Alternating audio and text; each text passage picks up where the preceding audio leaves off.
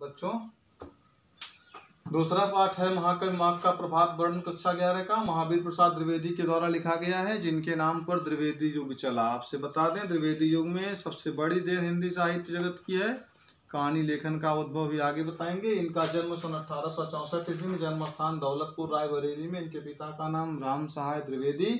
रचना रसज्ञ रंजन, विचार विमर्श और संकलन, साहित्य सीकर, अद्भुत आलाप, अतीत स्मृत, बाग विलास, कालिदास और उनकी कविता, हिंदी भाषा की उत्पत्ति, अनुदित ग्रंथों में रघुवंश, हिंदी महाभारत, कुमार संभव, किरातार्जुनीयम, बेकन विचारमाला, साहित्य एवं स्वाधीनता आदि रचनाएं आती हैं। इनकी मृत्यु 21 दिसंबर सन 1938 ईस्वी को हुई थी। इन्होंने संपादन का कार्य, सरस्वती पत्रिका का एक ही संपादन का कार्य किया था। हिंदी साहित्य जगत का सबसे महत्वपूर्ण युग ये रहा गद्य साहित्य जगत का, जिसमें सुधारों का काल कहा जाता है। इस युग में महावीर प्रसाद द्विवेदी ने कहानी लेखन की विधा का उद्भव किया। उसके पहले बहुत उपन्यास, नाटक आदि विधाएं थी, लेकिन कहानी लेखन विधा बहुत लुप्त प्राय की समान थी। महावीर प्रसाद द्विवेदी ने सरस्वती पत्रिका के माध्यम से कहानी लेखन के कार्य को आगे बढ़ाया और महावीर प्रसाद द्विवेदी को 1903 ईस्वी में सरस्वती पत्रिका के संपादन के कार्य को शुरू किया। इन्हें कुछ पुरस्कार जैसे भी प्राप्त हुए थे। भारत भूषण पुरस्कार से भी अलंकृत किया गया था। प्रस्तुत पाठ में इन्होंने महाकवि माघ के प्रभात वर्णन की बात कही है, अर्थात महाकवि माघ ने जो प्रभात का वर्णन किया है उसे घंटापथ माघ का वर्णन भी कहा जाता है। जैसे अगर यह प्रमुची पृथ्वी एक मतवाले गजराज के सरीखे है, तो गजराज के ऊपर जैसे मतवाले गजराज के चलने के लिए 2 बड़े बड़े घंटे लगाए जाते थे, जो गजराज के आने और जाने की सूचना दिया करते थे। उसमें से उन घंटों का काम कौन कर रहे हैं? एक तरफ सूर्य करता है, एक तरफ चंद्रमा करता है।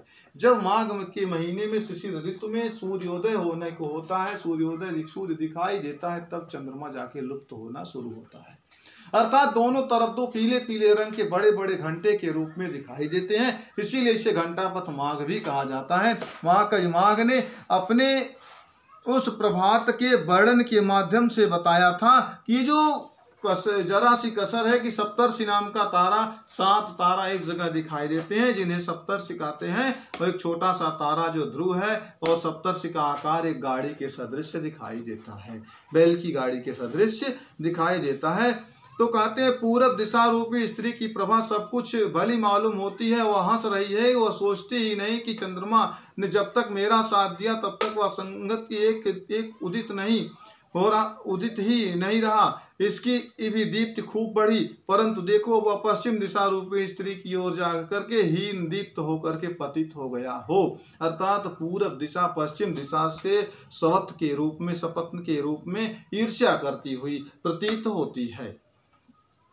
वही स्थिति जब शाम को चंद्रमा पूरब दिशा से उगता है और सूर्य अस्ताचल को जाता है, तब वह स्थिति वापस आती है। तो फिर सूरज पूरब दिशा देख करके उसे हंसती है, यानी इधर कमल खिलने को है तो उधर कुमुद बंद होने को है। कमल और कुमुद में ही इतना अंतर है।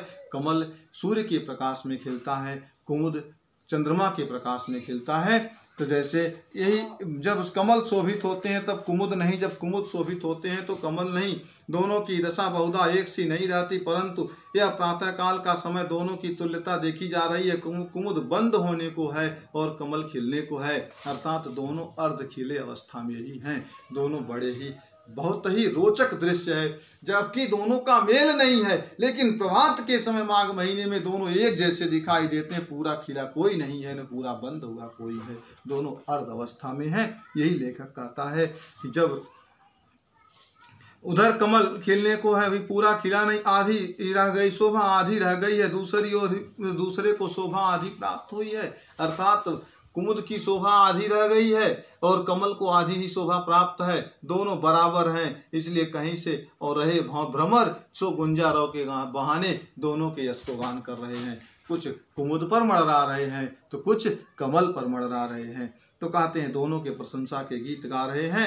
अंधकार के विकट बैरी महाराज मानसुमाली अभी दिखाई भी नहीं दिए, तथापि उनके सारथी अरुण ने ही उनके अवतीर्ण होने से पहले यही समूल तिमिर का विनाश कर दिया।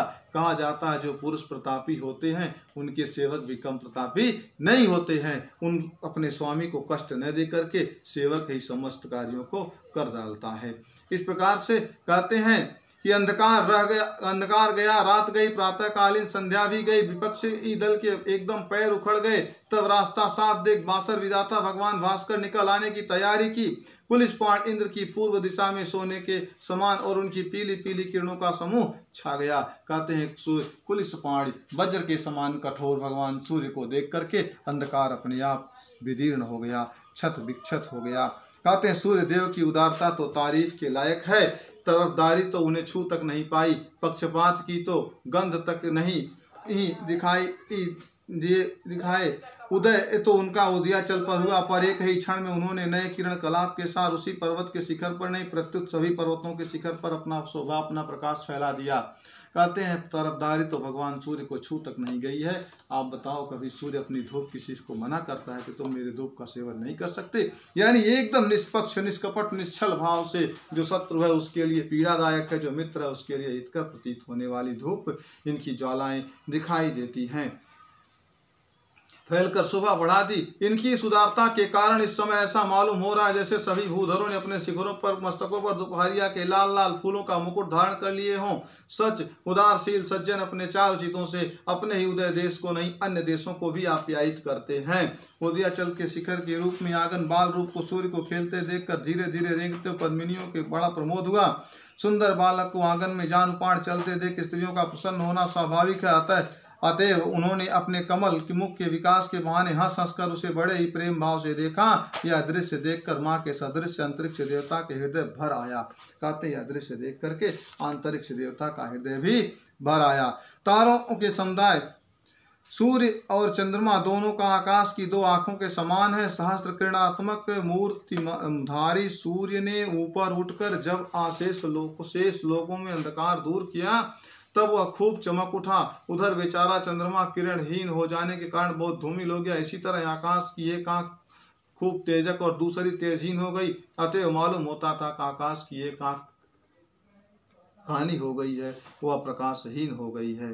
सूर्य को आप दिग्बधुओं का पथ समझ लीजिए और यह भी समझ लीजिए कि पिछली रात वह कहीं और किसी जगह अर्थात विदेश चला गया था। मौका पाकर इसी बीच उसकी जगह पर चंद्रमा आ विराजा। पर जब ही सूर्य अपनी जगह अर्थात विदेश से वापस आया उसी स्थान पर त्यों ही चंद्रमा ने जा करके होश उड़ गए। वह पश्चिम दिशा रूपी खिड़की से निकल करके भाग गया। अर्थात प्रभात का बड़ा ही सुंदर और बड़ा ही मनोरम वर्णन आचार्य महावीर प्रसाद द्विवेदी ने अपने इस गद्य के माध्यम से किया है। और कहते क्या है, उदारशील सज्जन चार चितों से अपने ही नहीं अन्य देशों को भी आप्यायित करते हैं। तेजस्वियों का कुछ स्वभाव ही ऐसा होता है कि एक निश्चित स्थान पर रहकर अपने प्रताप की धाक से ही दूर स्थित शत्रुओं का सर्वनाश कर डालते हैं। यह प्राचीन कहावत है। जो तेजस्वी होते हैं उनका कुछ इस प्रकार का प्रभाव ही होता है कि वो दूर स्थित रह करके भी अपने शत्रुओं को जड़ से उखाड़ फेंकते हैं, यानी शत्रु समूह के पांव उखाड़ ही देते हैं। शत्रु को कहीं भी कोई स्थान नहीं प्राप्त रह जाता, कोई स्थान नहीं मिल पाता है। इसलिए वह सब प्रकार से पूरी तरह से यही बताने का प्रयास करते हैं। यह महाकवि माघ ने जिस प्रभात का वर्णन किया है वह एक अलौकिक प्रभात है, अर्थात बड़ा ही अतुलनीय और सुंदर दिखाई देने वाला प्रभात का स्वरूप है। और उसी का वर्णन महाकवि माघ ने अपने इस महाकवि महावीर प्रसाद द्विवेदी ने और माघ की नकल करके यानी माघ से ही अनुकरण करके महाकवि माघ ने एक काव्य ग्रंथ लिखा है जिसका नाम है शिशुपाल वध। उसी में इस प्रभात के वर्णन की बातें आती हैं। इसके साथ साथ आप इनका पूरी तरह अवलोकन